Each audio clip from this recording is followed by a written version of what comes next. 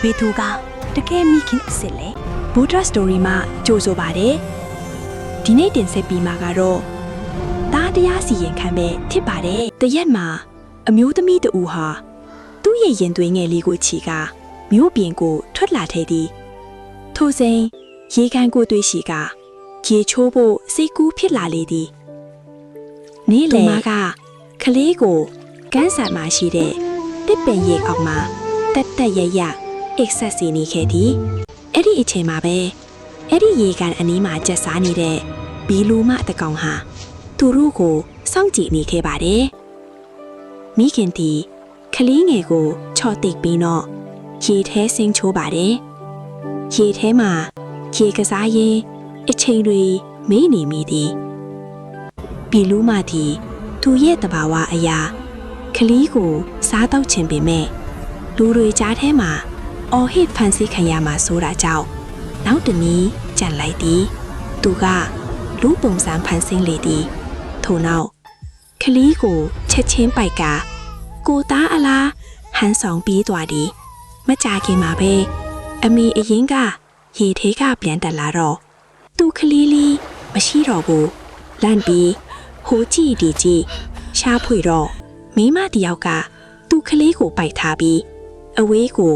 ခက်တွတ်တွတ်လောက်သွားနေတာတွေးလိုက်ရတယ်ဟဲ့အဲ့ဒါငါသားပြန်ပြီးဟိုအော်ကပြေးလိုက်လေတော့ဒီအမဒါကကျမသားလေးပါကျမကိုပြန်ပေးပါဘယ်လူးမကလည်းဒါနင့်သားမဟုတ်ဘူးဒါငါသားဟိုပြန်လဲညင်းဆိုလေသည်နှစ်ယောက်သားတင်းမာညင်းခုန်ကြတယ်ဘသူမှအလျှော်မပေးဘူး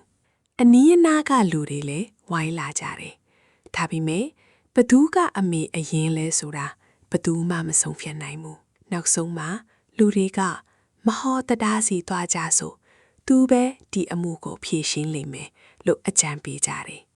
နှစ်ယောက်သားမဟောတတားရှေ့ရောက်သွားကြတယ်မဟောတတားကသူတို့နှစ်ယောက်ရဲ့မျက်နှာကိုအကဲခတ်တယ်အမေအရင်ရဲ့မျက်လုံးတွေမှာစူးရင်မှုနဲ့ကြေကွဲမှုတွေအပြည့်ရှိတယ်ဘလူးမရဲ့မျက်လုံးတွေကတော့တမျိုးကြီးပဲ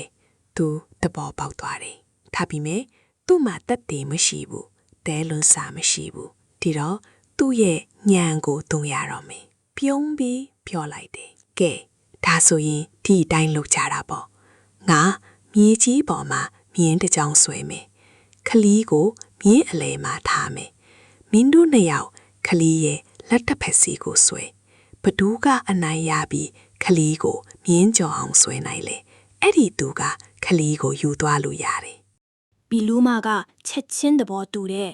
သူကဘီလူးအားနဲ့ဆိုတော့တာမန်လူထက်အစာမတန်အားကြီးတယ်အမေအရင်ကတော့ငိုရက်နဲ့ခေါင်းညှိလိုက်ရတယ်တခြားနီလန်းလည်းမရှိတော့ဘူးမြေကြီးပေါ်မှာညင်းတစ်ချောင်းဆွဲလိုက်တယ်ကလေးကိုညင်းအလယ်မှာချထားတယ်စပြီနော်လို့မဟောတတာကပြောလိုက်တာနဲ့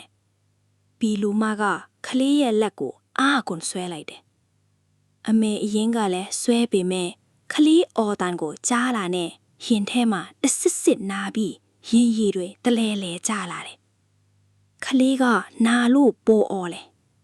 အမေအရင်ဟာတဲမခံနိုင်တော့ဘူးသူ့ရဲ့လက်ကိုချက်ချင်းလွတ်လိုက်တယ်ရင်ထူးပြီးငိုကြွေးရင်ငါမယူတော့ပါဘူးတားလေးကိုမနာစီချင်ဘူးမယူတော့ပါဘူးဘီလူမကတော့အောင်ပွဲခံတယ်လို့ပြုံးပြီးခလီးကိုဆွဲယူလိုက်တယ်ဒါကိုမြင်နဲ့မဟောတတာကရက်အခုပဲရက်လို့အမိန်ပေးလိုက်တယ်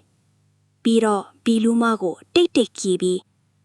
မင်းဟာဒီခလီးရဲ့အမေအရင်မဟုတ်ဘူးမင်းကဘီလူမသားသမီးအရင်ကိုချစ်တဲ့မေတ္တာဆိုတာသားသမီးနာကျင်တာကိုတဲမခံနိုင်ဘူးဒီမျိုးသမီးကတားဖြစ်သူနာမှာဆိုလို့လက်လွတ်လိုက်တဲ့မင်းကတော့ခလီးနာကျင်တာကိုဂယုမဆိုင်ဘူး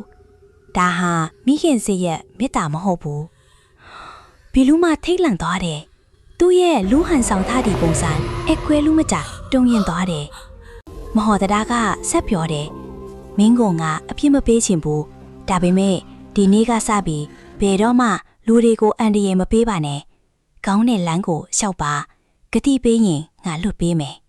ကြောက်လဲကြောက်ရှက်လဲရှက်နဲ့ကောင်းငုံပြီးဂတိပေးလိုက်ရတယ်